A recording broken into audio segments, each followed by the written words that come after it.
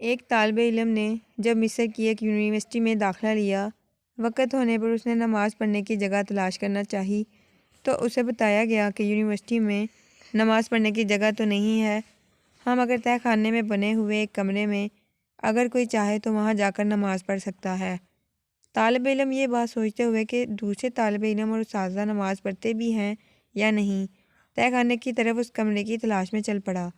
وہاں پہنچ کر اس نے دیکھا کہ نماز کے لیے کمرے کے وسط میں ایک پھٹی پرانی چٹائی تو بچھی ہوئی ہے، مگر کمرہ صفائی سے محروم اور کاٹ کباڑ اور گرد و غبار سے اٹا ہوا ہے، جبکہ یونیورسٹی کا ایک ادنیٰ ملازم وہاں پہلے سے نماز پڑھنے کے لیے موجود ہے۔ طالب علم نے اس ملازم سے پوچھا، کیا تم یہاں نماز پڑھو گے؟ ملازم نے جواب دیا، ہاں، اوپر موجود لوگوں میں سے کوئی بھی ادھر نماز پڑھنے کے لیے نہیں آتا اور نماز کے لیے اس کے علاوہ کوئی جگہ بھی نہیں ہے۔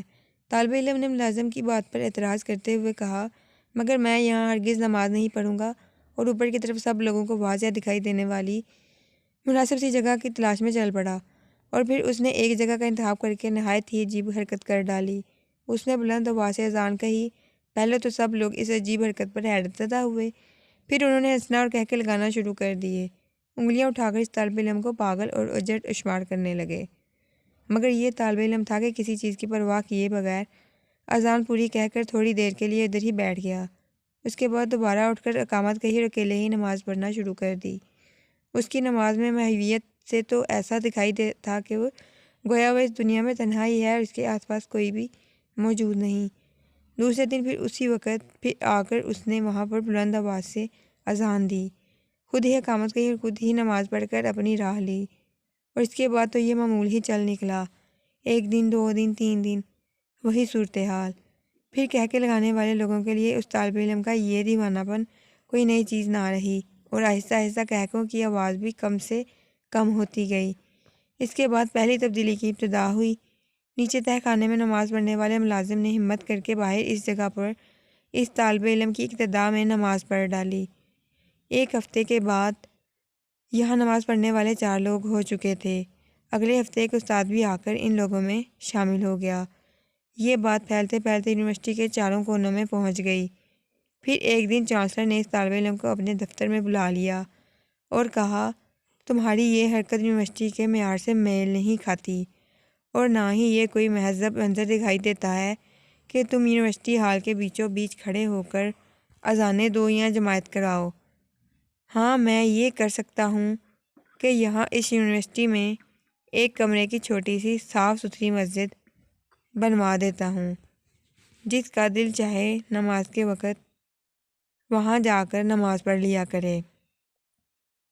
اور اس طرح مصر کی ایگریکلچر یونیورسٹی میں پہلی مسجد کی بنیاد پڑی، اور یہ سلسلہ یہاں پر رکا نہیں۔ باقی کی یونیورسٹیوں کے طلباء کی بھی غیرت ایمان جاگ اٹھی، اور ایگریکلچر یونیورسٹی کی مسجد کو بنیاد بنا کر سب نے اپنے اپنے ہاں مسجدوں کی تعمیر کا مطالبہ کر ڈالا، اور پھر ہر یونیورسٹی میں ایک مسجد بن گئی۔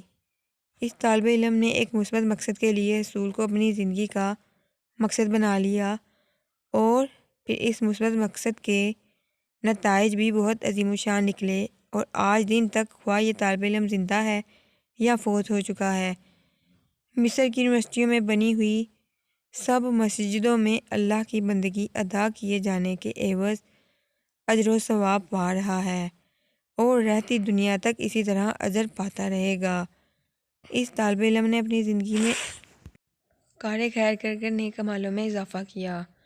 میرا آپ سے یہ سوال ہے کہ ہم نے اپنی زندگیوں میں ایسا کون سا اضافہ کیا ہے تاکہ ہمارا اثر و رسوخ ہمارے گرد و نواح کے ماحول پر نظر آئے۔ ہمیں چاہیے کہ اپنے اطراف میں نظر آنے والی غلطیوں کی اصلاح کرتے رہا کریں۔ حق و صدق کہنے اور کرنے میں کیسی مروت اور کیسا شرمانہ۔ بس مقاصد میں کامیابی کے لیے اللہ تبارک و تعالیٰ کی مدد و نصرت کی دعا مانگتے رہیں، اور اس کا فائدہ کیا ہوگا؟ اپنے لیے اور دوسرے کے لیے سچائی اور حق کا علم بلند کر کے اللہ کے ہاں ماجور ہوں، کیونکہ جس نے کسی نیکی کی ابتدا کی اس کے لیے اجر، اور جس نے رہتی دنیا تک اس نیکی پر عمل کیا اس کے لیے اور نیکی شروع کرنے والے کو بھی ویسا ہی اجر ملتا رہے گا۔ لوگوں میں نیکی کرنے کی لگن کی کمی نہیں ہے، بس ان کے اندر احساس جگانا پڑتا ہے اچھے عمل کے ذریعے سے۔